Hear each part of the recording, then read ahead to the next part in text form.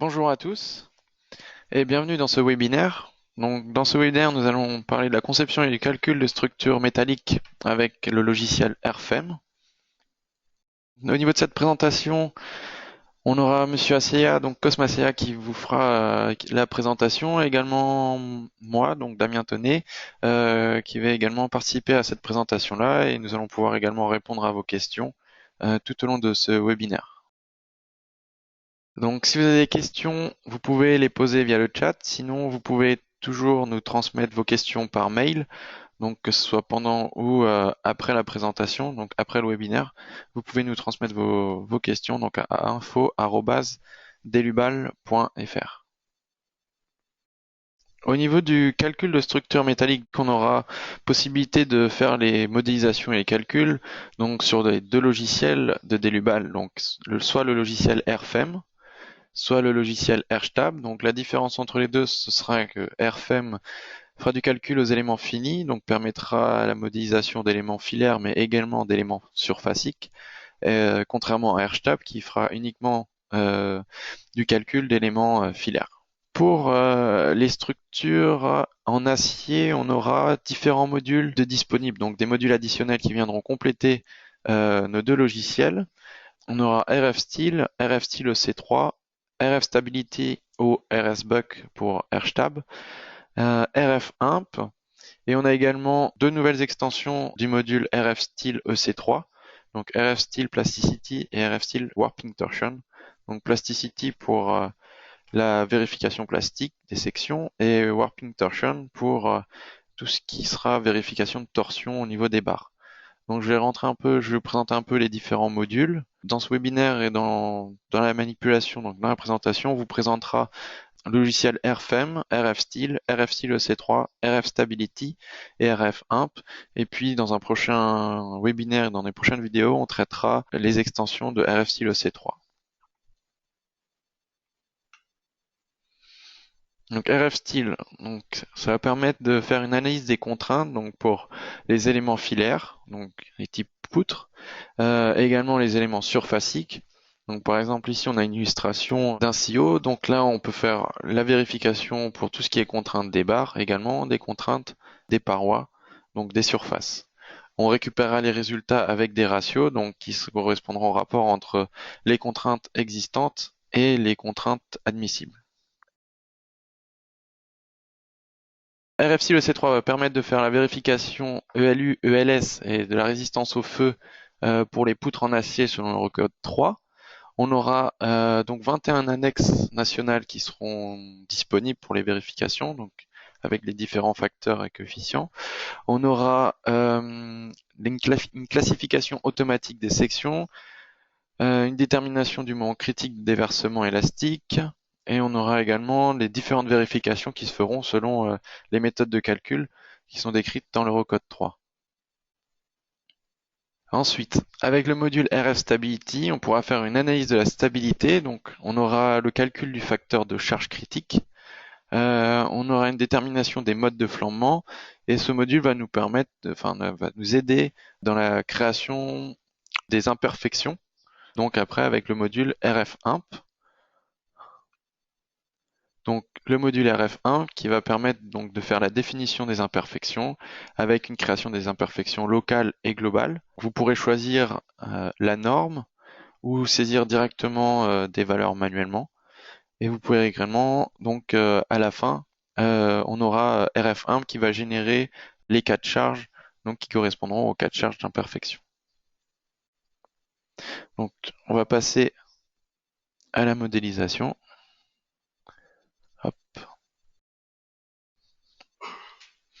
Donc là, on est sur la fenêtre de création d'un nouveau modèle. Donc je vais créer un nouveau projet. Ah, c'est pas grave. Acier 1.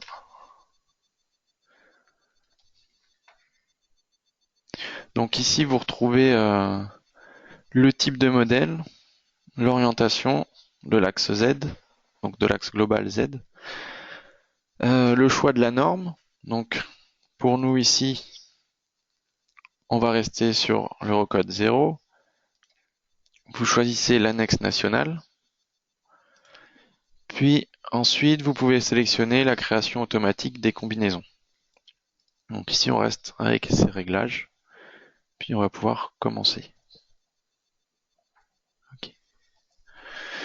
Donc, on retrouve ici l'interface du logiciel RFEM avec ici notre plan de travail. Donc, pour notre modèle, on va commencer en créant une grille. Donc, on va déjà réorienter le plan. Voilà. Puis ensuite, ici, on va créer une grille de lignes.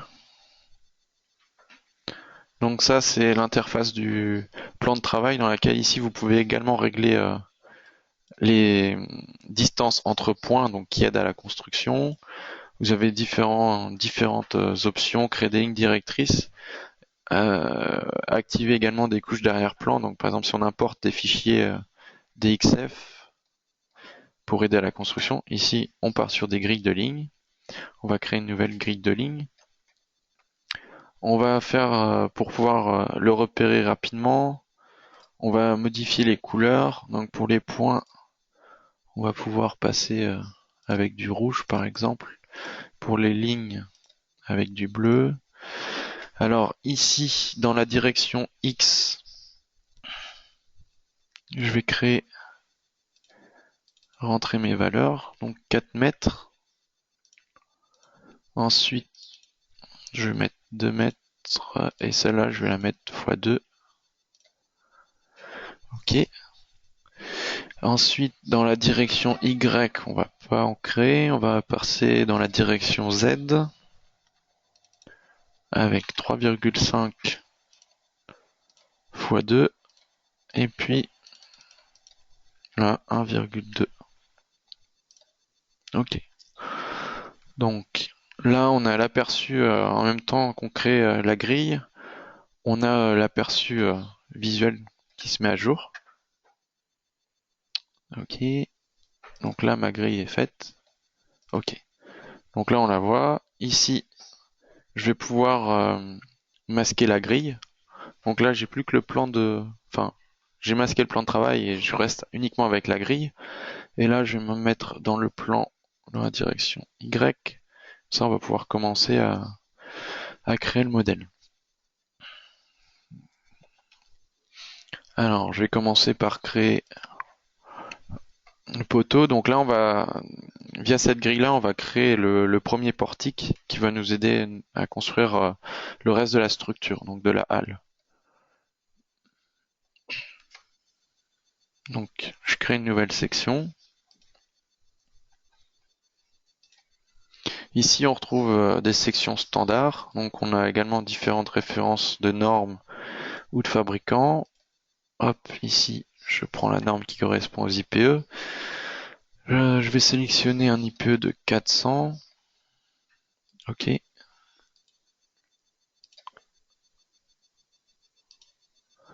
Ok. Ensuite, on va créer une autre barre donc qui correspondra à notre arbalétrier.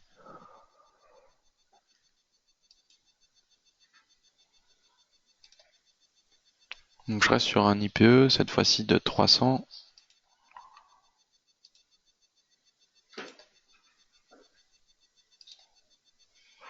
Ici. Alors, pour notre modèle, ici, on va créer également un jarret. Donc, pour ça, je vais reprendre cette barre-là, je vais la modifier. Et je vais la diviser. Donc, on a différentes options. Ici, je vais choisir une division par distance. Donc, je vais la couper à 2 mètres du début de la barre. Donc là, on a la barre qui est coupée. Et puis, je vais modifier cette section. Donc, on va avoir une section inertie variable. On va modifier ça. Donc, une section composée. Donc je reviens en arrière, comme ça je vous remonte bien. Donc ici on a le choix des sections composées, on choisit celui-ci, qu'on va composer donc d'un IPE donc qui va correspondre à l'IPE qu'on avait, donc IPE de 300.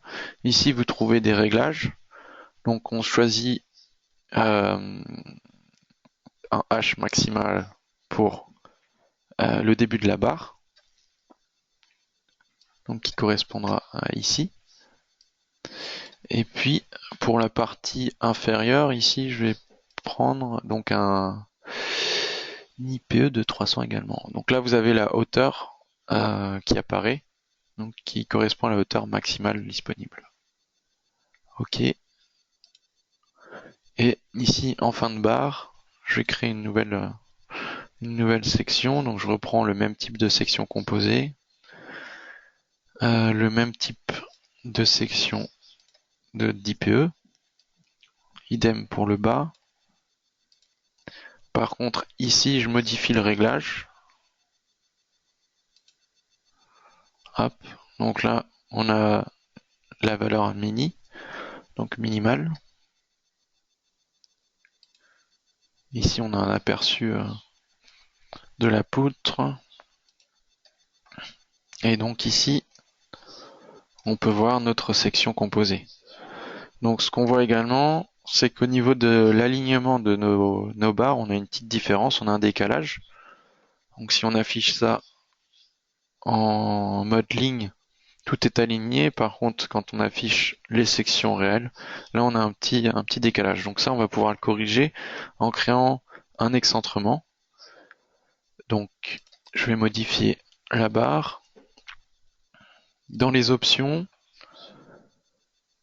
donc excentrement de barre, donc je vais créer un nouvel excentrement de barre. Donc je vais aligner cette section, donc le haut de la semelle, le dessus de la semelle, avec le dessus de cette barre-là, de la semelle de cette barre-là. Donc je vais faire le décalage par rapport à cette poutre. Hop, je la sélectionne. Ok. Donc là on a la référence de la poutre, de la barre. Donc là maintenant on voit que visuellement tout est aligné. Et si je raffiche ça en mode linéaire, en mode filaire, on voit qu'on a un décalage, donc c'est un excentrement qui est réalisé par des biellettes. Donc en fait, cet outil d'excentrement crée les biellettes automatiquement, ça nous évite de créer ça manuellement avec des éléments rigides et puis ensuite de faire tous les réglages manuellement. Donc là, tout est fait automatiquement par rapport à la barre via cet outil-là. Alors, hop, je me remets de cette façon-là. Maintenant, je vais créer les potelets. Hop, je vais créer une nouvelle section.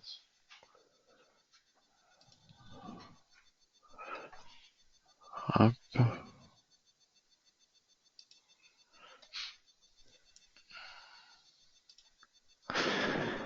Alors cette fois-ci, je pars là-dessus pour prendre un HEA 260. Ah.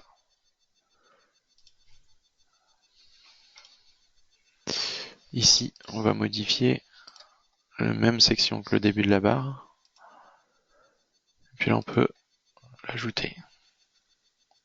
Hop. Puis ici. Alors, si je regarde au niveau de l'orientation de la barre, on n'est pas dans le bon sens, donc on va modifier ça. Donc là, hop, je recentre un peu la vue. Vous pouvez en les sélectionnant et en sélectionnant barre, modifier. On va pouvoir faire une rotation de 90. Donc là, si on regarde, on a bien la rotation qui est faite. Pour ces barres-là, je vais pouvoir également hop, les modifier, créer des articulations. Donc en fin de barre. Ok, ici vous trouvez également les différents réglages pour les articulations, avec également les cas de non-linéarité. Donc dans notre cas, on reste sur ces réglages prédéfinis. Ok. Et puis, pour finir notre portique, il va falloir faire une symétrie de cette partie-là. Donc vous pouvez sélectionner les barres. Ici, faire l'outil miroir, donc ça sera une symétrie. On sélectionne créer une copie, le point qui correspondra pour faire la symétrie. Et on peut valider. OK. Également, après, au niveau du sens d'orientation des barres, on peut voir que là, tout est bon. Je vais pouvoir masquer également la grille de ligne. Donc, il suffit de la décocher. Puis là, je vais réactiver la grille. Et là, on peut voir que les potelets sont pas connectés à la structure. Donc là, on va le faire. Hop, je sélectionne les barres.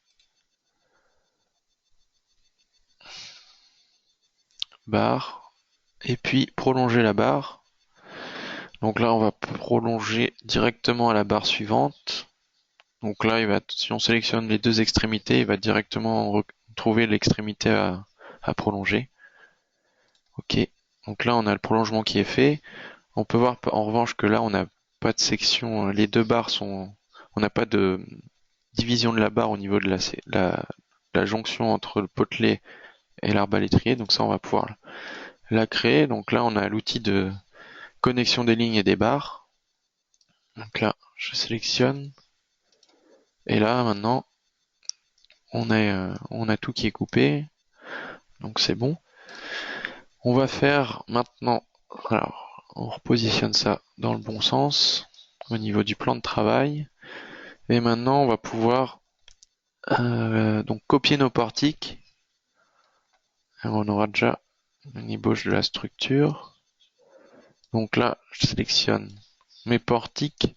Au passage, je sélectionne également les points qui m'intéressent et qui vont me permettre de créer les pannes. Donc je désélectionne les potelets. Je prends l'outil déplacer, copier. On va faire 5 copies dans la direction Y avec un entraxe de 4 mètres. Et ici, je peux faire modifier les paramètres. Je vais créer des nouvelles lignes entre les nœuds. Et au niveau de ces lignes-là et entre ces nœuds-là, je vais créer également des barres. Donc pour ces barres-là, on va créer des nouvelles barres. Hop. Et là-dessus,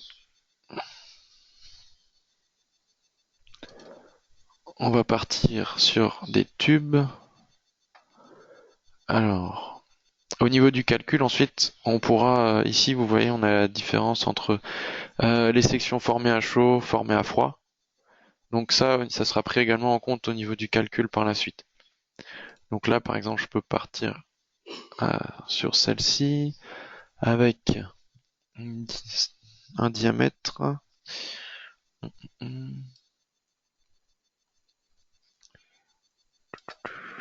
Prendre celui-ci.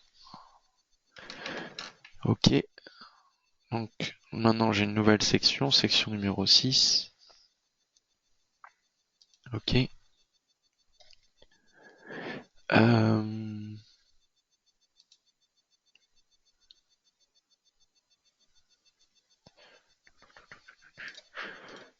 Par contre, oui c'est bon. Ok. Et maintenant, ok. Donc je valide. Ah, j'ai conservé les lignes. J'ai désélectionné les barres mais pas les lignes. Bon, c'est pas grave. Ça on va pouvoir supprimer. C'est pas très grave. Je vais copier maintenant les potelets. Donc de la même façon. Donc cette fois-ci on fait qu'une seule copie. On va faire une copie de là à là. Puis là on désactive les réglages. Ok. Donc là on a la copie qui est faite. Pour notre modèle, on va également faire une division de cette barre-là. On va rajouter une lisse, une traverse ici. Donc je sélectionne la barre, diviser la barre. En nombre de nœuds intermédiaires, on va en prendre un, il va le positionner au milieu.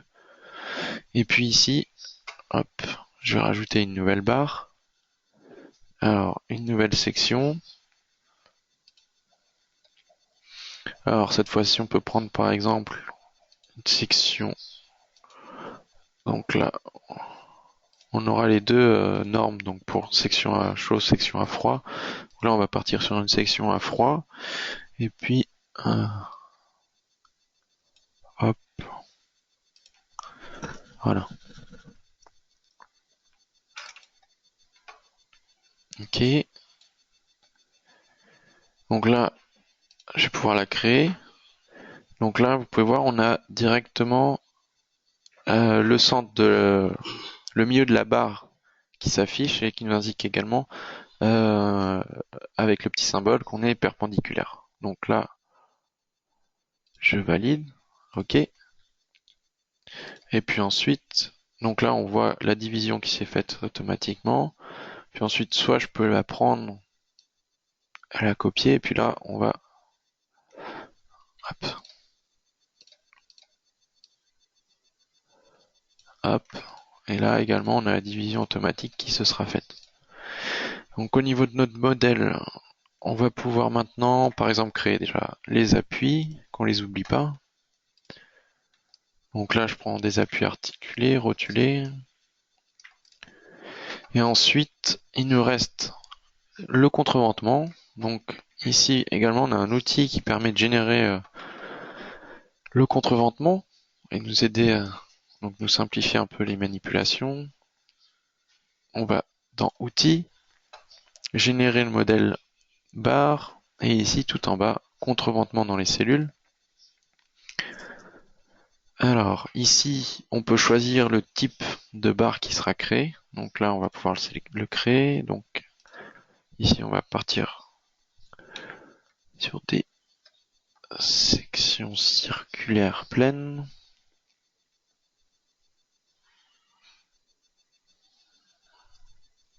Et puis celle-ci en 22.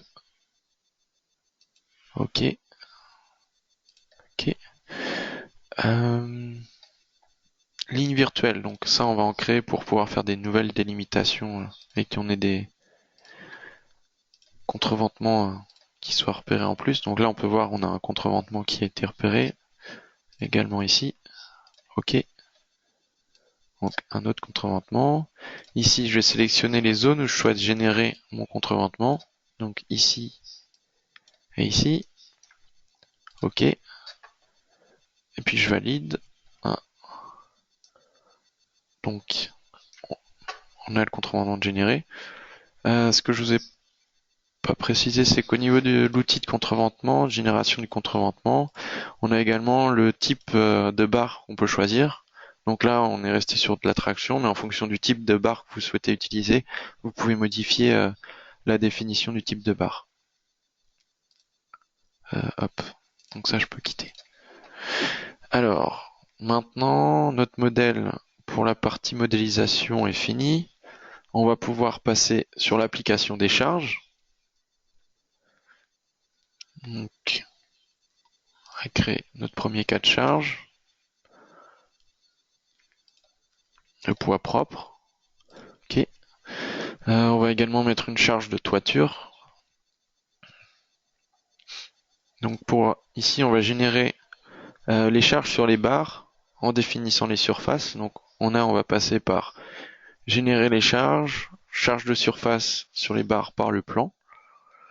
Donc là, on va prendre une valeur de 0,30. Puis ensuite, on va définir les nœuds de contour de surface qui va permettre de repérer les barres sur lesquelles on applique. Donc là, on a le plan qui est créé et on voit que les barres qui sont contenues dans ce plan-là sont toutes surlignées en surbrillance rouge. On sélectionne le deuxième pan. Ok. Ici, au niveau de notre modèle, on va appliquer les charges uniquement sur les arbalétriers. Donc, on peut désélectionner toutes les barres parallèles donc qui correspondront aux pannes. Ok. Et puis, on valide. Donc là, on a les charges. Si on peut les afficher séparément. Et là, on voit les charges qui sont générées sur chaque barre. Après, si vous souhaitez, on peut prendre en compte aussi des facteurs de correction. Donc sélectionner les barres sur lesquelles on souhaite appliquer le facteur et on aura la modification de la charge qui se fera. Par exemple, si je choisis toute cette partie-là, hop, ok, avec un facteur de 1.2, ok, ok, là on a le facteur qui vient modifier la charge. Donc ici, maintenant je vais revenir, je l'annule, hop, hop là, ok, on revient comme initialement.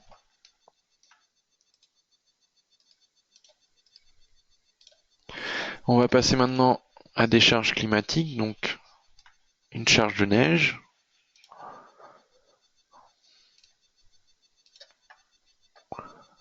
Ok.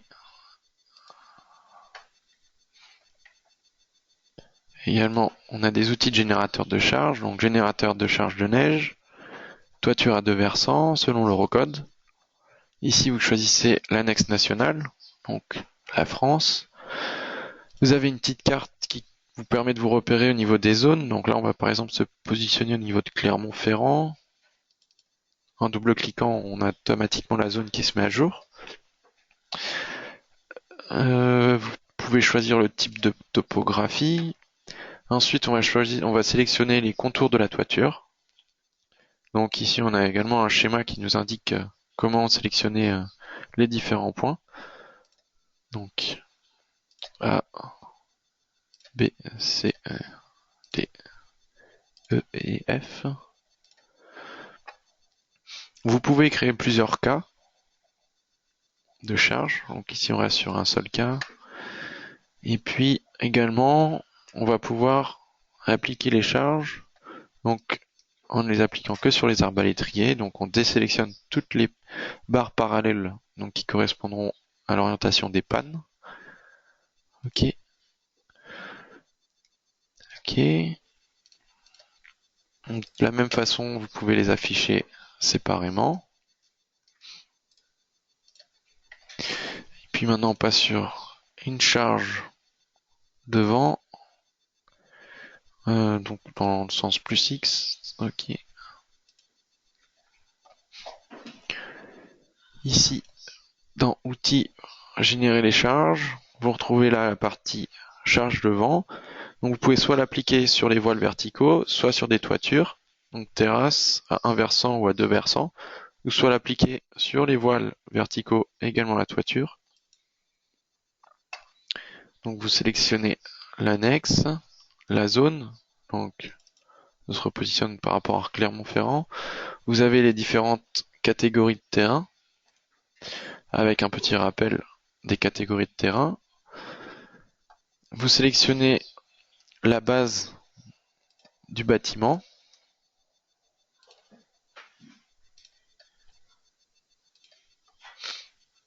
La forme donc de la toiture.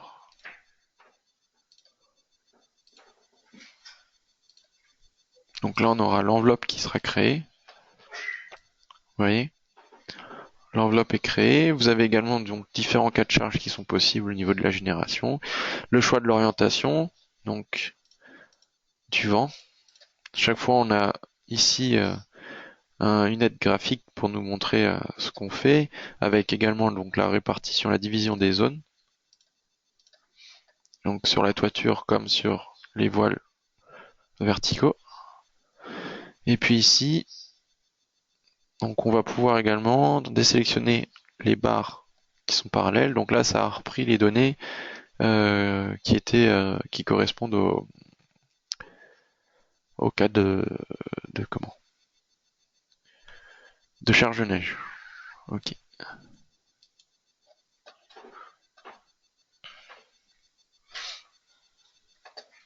Donc là, vous retrouvez un récapitulatif donc des différentes zones et des dimensions au niveau de chaque zone également pour la division des zones.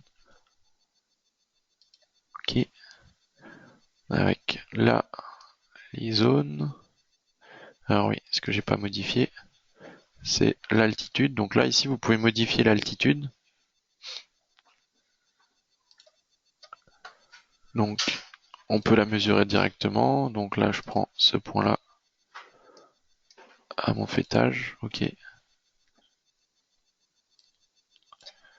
Ici, je vais juste contrôler ça. Hop. Ok. Ok. Donc là, on a les charges qui sont générées. Vous pouvez les afficher séparément. Donc là, on retrouve le chargement sur les barres. Donc, ensuite, ici, donc on retrouve les 4 charges qu'on a créées avec les actions. Ici, vous retrouvez les différentes combinaisons, donc ELU puis ELS. Donc, également pour ces combinaisons-là, on a des paramètres de modification, notamment la méthode d'analyse. Donc ici, on va pouvoir modifier, par exemple, on sélectionne l'ensemble, puis on va modifier ça, on va passer en géométrique, en linéaire. Ok, et je reviens ici. Ensuite, là, on a le calcul des combinaisons d'actions qui se sont faites automatiquement. Donc là, on retrouve toutes les combinaisons. Ensuite, les combinaisons de charges. Et ensuite, les combinaisons résultats. Donc les combinaisons résultats, ça correspondra aux combinaisons enveloppe pour les différentes combinaisons, combinaisons de charges.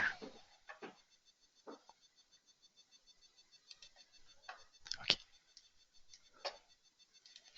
Donc là, ce qu'on va pouvoir faire, c'est on va lancer le calcul. Vous pouvez faire un contrôle de plausibilité, ce qui va vous dire s'il y a des erreurs. Là, on n'en a pas. Au passage, vous retrouvez également les informations sur les dimensions de la structure, également sur le poids total de votre structure, les informations sur les données, des modèles, données de charge. Ok. Là, on lance le calcul.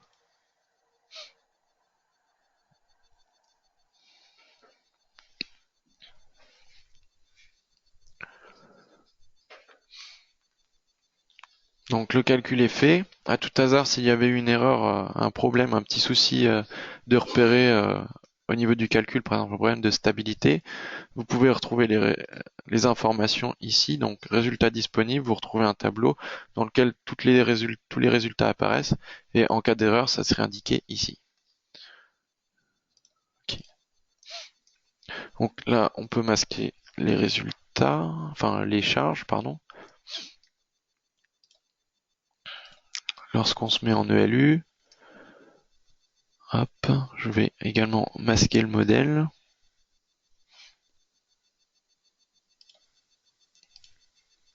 Là, on peut voir qu'on a deux déplacements qui sont indiqués. Donc, on a le déplacement par rapport à la combinaison résultat, donc au niveau de l'enveloppe, donc la valeur max et la valeur min pour la combinaison résultat. Donc ici, vous pouvez modifier le choix pour les combinaisons résultats, donc valeur max ou valeur min, ce qui vous permet de vous repérer un peu mieux ensuite. Vous pouvez également afficher les deux pour comparer. On peut afficher les résultats par barre. Donc également, là, on va retrouver, si vous regardez, on va isoler un portique, ça sera plus simple. Donc je raffiche ça. Hop. Je vais prendre par exemple celui-ci. Visible. Là, on voit encore ce qui a été masqué. Donc là, on peut aussi les rendre totalement invisibles. Là, pour avoir un peu plus un modèle avec des résultats visibles, on va partir en mode filaire. Donc là, au niveau des résultats, on peut voir qu'on a différents résultats, enfin deux résultats qui s'affichent également, ce qui correspond au résultat enveloppe. Donc on va pouvoir modifier, donc max et min. Donc au niveau des résultats ici, on a également un code couleur, donc rouge lorsque c'est de la compression et on aura du bleu lorsque ce sera de la traction. Au niveau des affichages de résultats, on a différentes options également, donc qui sont réglables dans cette partie-là, donc dans afficher. Donc ici au niveau des barres, par exemple, on peut modifier, afficher ça avec de la couleur au niveau des diagrammes. Vous pouvez afficher directement au niveau des lignes, donc la couleur avec des valeurs. Bon, celui que je conseillerais, ça serait plutôt utilisé avec diagramme, à deux couleurs ou avec diagramme. Vous pouvez modifier, ajouter plus de valeurs si vous souhaitez avoir plus d'éléments visibles directement sur le modèle. Dans tous les cas, vous pouvez sélectionner la barre ou par exemple cet ensemble de barres. Par exemple, si vous souhaitez contrôler tout ça, vous pouvez également demander à afficher le diagramme de résultats. Et là, vous aurez l'ensemble des résultats qui s'affichent au niveau des diagrammes. Donc, hop.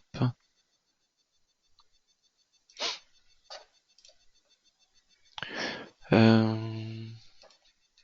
pouvez afficher les valeurs extrêmes. Hop. Au niveau des déformations, de la même façon, vous avez différents réglages. Donc, vous pouvez afficher les sections, afficher les sections colorées. Ici, on retrouve le panneau avec les différentes valeurs pour vous repérer au niveau du code couleur. Et puis, on peut également avoir un visuel en animation. Donc ici, on voit les déformations. Voilà. Et je reviens sur les résultats. Ici, on retrouve les différents cas. Donc là, ça va correspondre. Ici, on avait une charge de vent dans la direction X. Donc c'est le déplacement dû en partie à la charge de vent. Et donc, pour la partie résultats, je pense qu'on a déjà vu un certain nombre de résultats. Ensuite, ce qui est intéressant également pour pouvoir faire des dimensionnements au niveau des appuis, c'est pouvoir afficher les réactions d'appui. Dans tous les cas, de toute façon, tous ces résultats-là, vous les retrouvez également dans le panneau, dans le tableau inférieur, donc dans la partie résultats. Donc vous retrouvez les déformations locales, globales, les efforts internes, et par exemple les réactions d'appui, et dans tous les cas, tous ces résultats, vous pouvez les retrouver dans le rapport d'impression. Donc je reviens sur ici le mode de visibilité, et puis par exemple ici, on peut avoir une animation globale.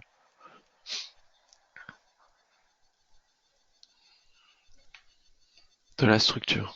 Voilà. Donc là, pour la vérification ELU avec l'enveloppe max, et ici avec l'enveloppe min. Donc là, principalement, charge de neige qui aura un impact sur la structure. Maintenant, pour ma première partie, donc pour la partie modélisation et création des cas de charge, donc poids propre et charge climatique et exploitation, affichage des résultats. J'en ai fini pour ma première partie.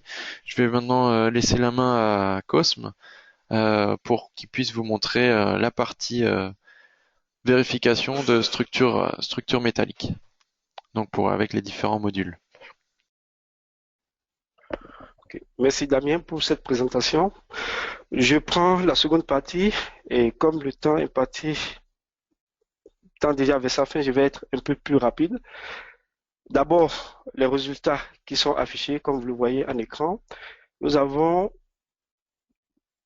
comme module pour traiter l'acier RF Steel Members, ce qui nous permet de vérifier les contraintes dans les barres. Je lance le module.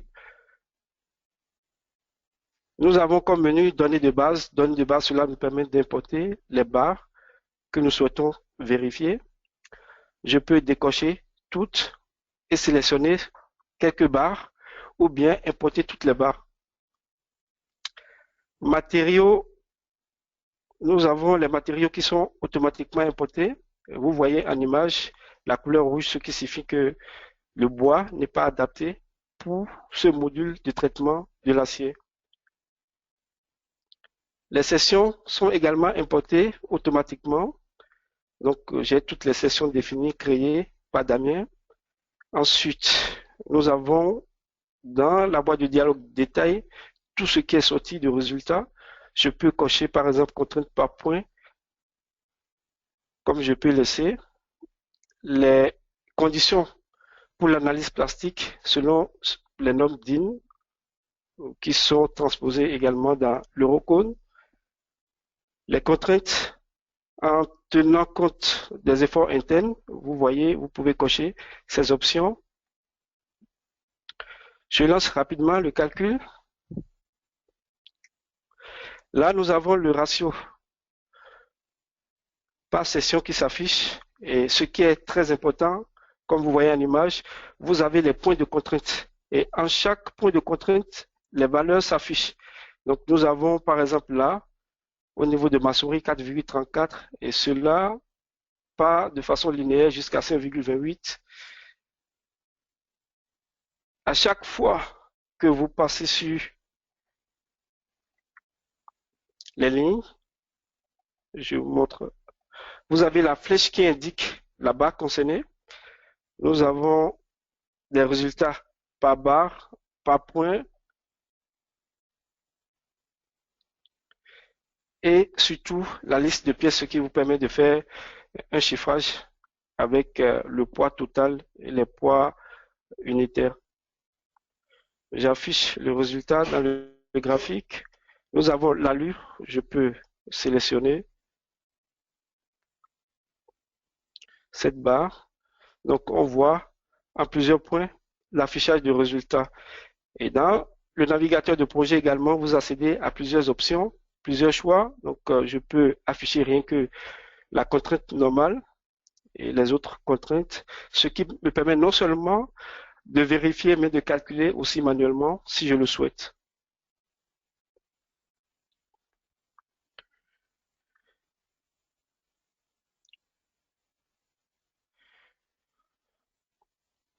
Nous allons continuer avec RF Stability. RF Stability nous permet d'avoir une étude de stabilité de notre structure. D'abord, je passe à l'affichage complet. Soit vous choisissez le module que vous souhaitez démarrer dans le navigateur de projet ou bien vous passez par le menu module additionnel. Là, nous avons stabilité, je démarre.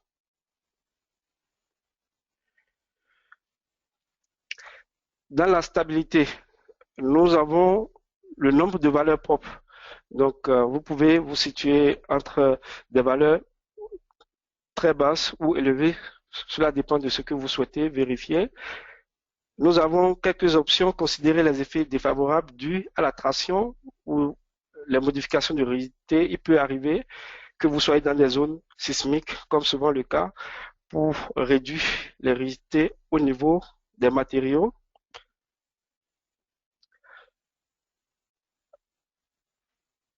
Dans notre cas d'étude, ce que nous allons prendre, c'est surtout la combinaison déterminante, donc la combinaison la plus élevée. Quand nous regardons les combinaisons créées, générées par RFEM, nous voyons que la combinaison numéro 5 est plus élevée, donc contient les charges les plus élevées.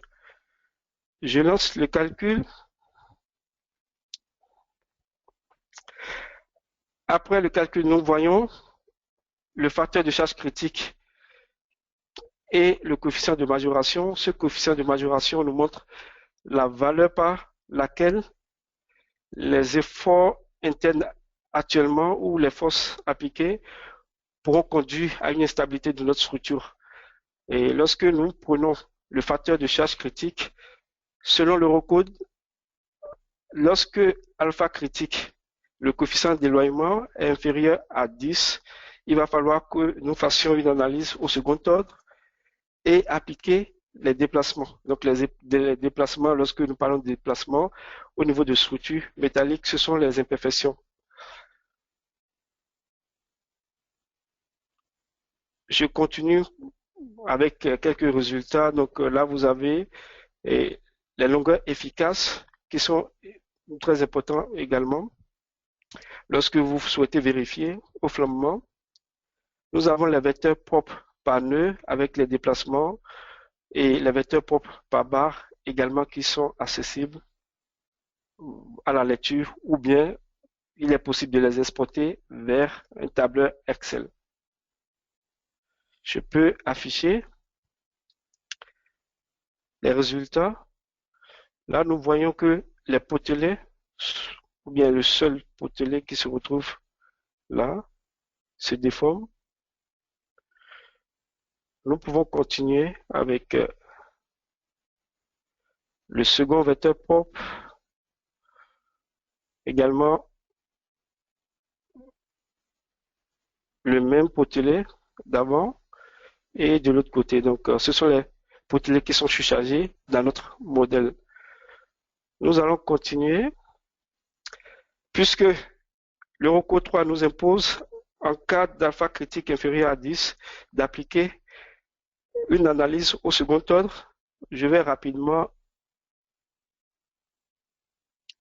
repartir dans la boîte de dialogue, modifier les cas de charge et les combinaisons. Dans expression de combinaison, je change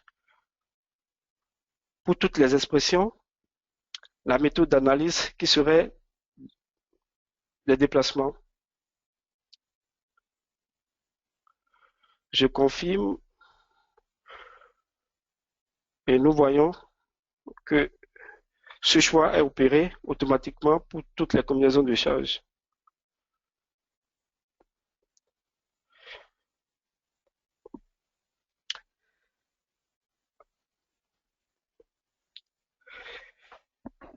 Nous proposons pour créer automatiquement les imperfections un module additionnel dénommé RFIMP qui n'est pas très souvent acheté par les clients puisque non seulement nous l'avons, mais nous proposons également un choix de création dans le programme. Donc, lorsque je prends ce bouton, nouvelle imperfection, je pourrais créer cette imperfection. Et je peux vous montrer rapidement de quoi il s'agit dans le module.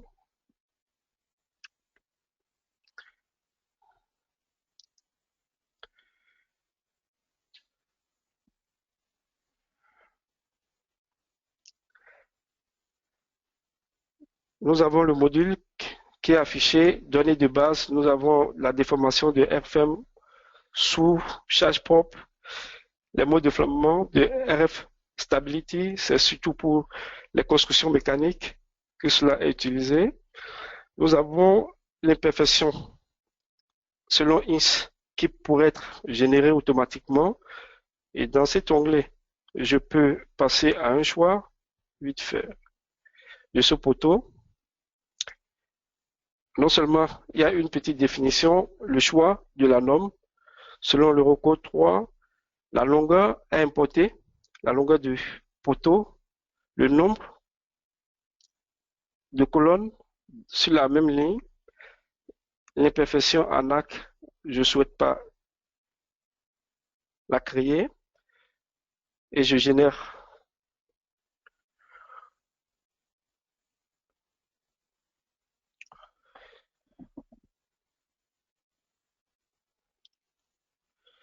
nous avons un petit message d'erreur qui s'affiche, qui nous demande de changer la tolérance. Et je peux retrouver la tolérance en passant par le bouton détail. Donc, je clique sur détail, je remonte rapidement. Détail, la tolérance, je l'amène à 5 et je régénère. J'ai les résultats qui s'affichent avec les défauts d'aplomb. je peux l'afficher graphiquement. Donc, nous avons l'imperfection qui est créée. Et pour gagner en temps, j'ai déjà préparé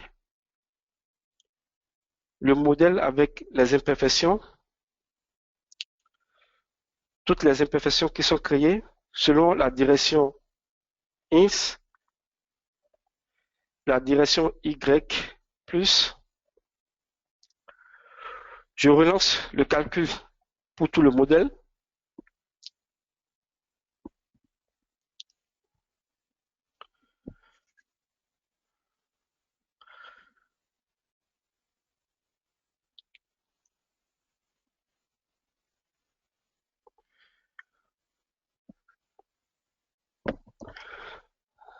Donc, nous voyons l'évolution par rapport au déplacement et les charges qui sont appliquées, les itérations.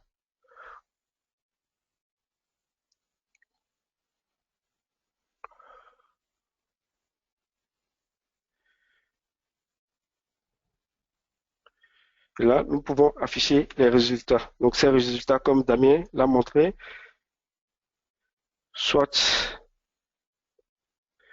nous avons affiché les valeurs maximales et minimales, soit les valeurs maximales. Donc, je reste sur les valeurs maximales.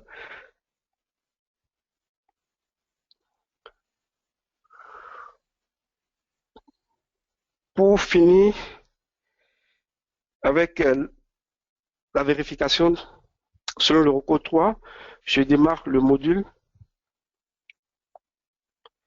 vérification acier Eurocode 3.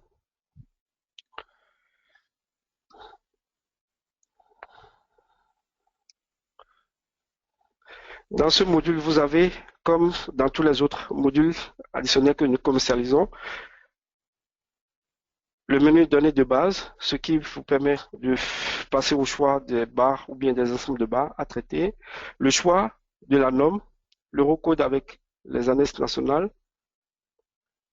Là, je peux dire directement sélectionner la France avec NF. Les matériaux. Donc, avant d'aller aux matériaux, il va falloir choisir la combinaison de charge ou bien la combinaison de résultats pour lequel je souhaite vérifier mes barres ou bien mes ensembles de barres.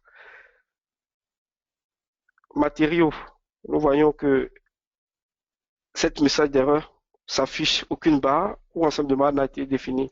Et c'est très bien parce que cela permet à l'utilisateur de ne jamais commettre d'erreur dans le module additionnel. Donc, lorsque vous perdez dans la manipulation, le programme vous indique le meilleur choix pour continuer. Donc, je clique là, poteau, un premier poteau, je reviens dans fichier, je peux nommer mon cas, je nomme vérification des barres en acier, poteau,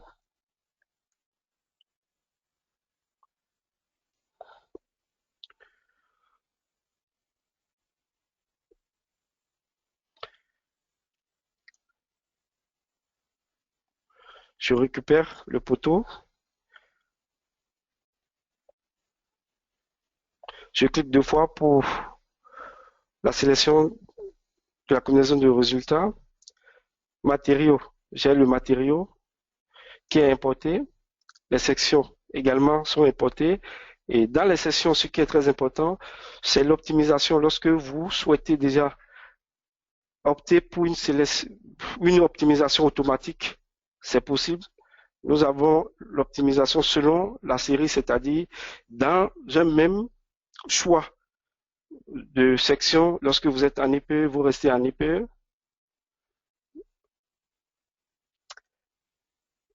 Maintien latéraux intermédiaires. Dans ce cas, nous n'avons pas les longueurs efficaces barres. Donc, pour les poteaux,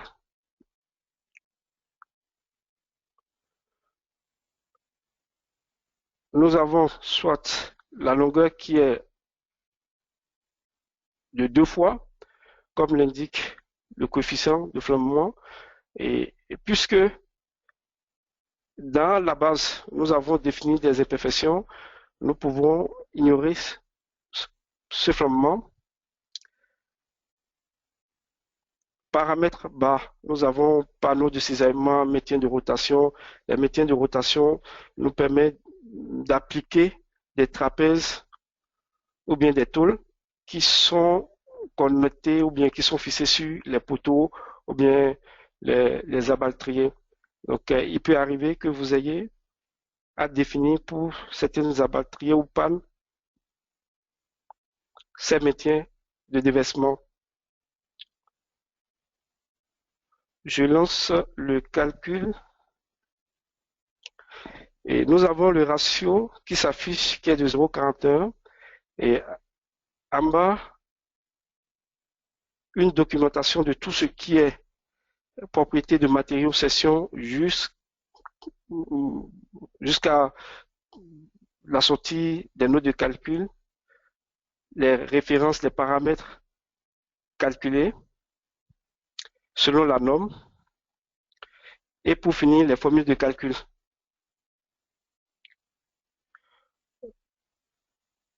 Plusieurs types de vérifications sont effectuées. Vous avez par cas de charge, par section, ce qui vous permet rapidement de voir à quel niveau, quelle vérification a été effectuée. Nous avons par exemple ici la vérification de la session sous compression, le voilement par cisaillement, également le flambement par torsion. Et nous continuons par position, les efforts internes déterminants et la liste des pièces par barre.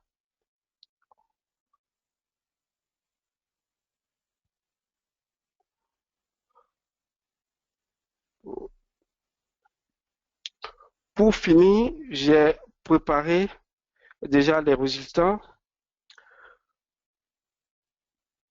calculés à l'Euroco 3 avec ce même modèle. Donc, je l'affiche.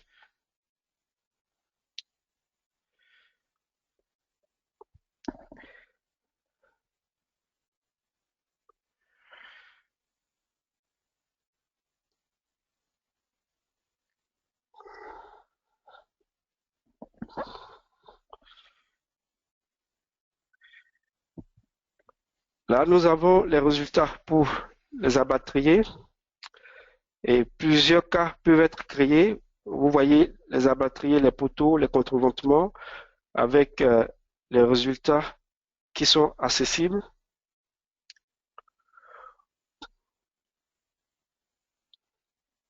À chaque fois que vous êtes en dessous de 1, vous avez le visage vert qui s'affiche. J'affiche le résultat. Dans FM, nous voyons la classification de session qui s'affiche avec les vérifications si possible. Et là, ce sont les ratios. Donc, je peux afficher la classification ou la vérification selon, par exemple, plusieurs types d'analyse. Nous avons l'analyse de section, de stabilité et la soudure qui peuvent intervenir parfois.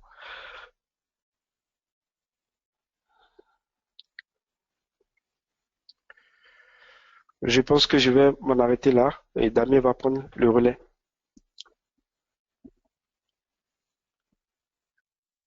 Merci Cosme pour la suite de la présentation. Alors, on arrive à la fin de ce webinaire. Pour plus d'informations sur nos différents logiciels et différents modules, ou pour avoir également des informations sur nos événements, sur les formations et télécharger également les versions d'essai, vous pouvez aller sur notre site internet, donc delubal.fr.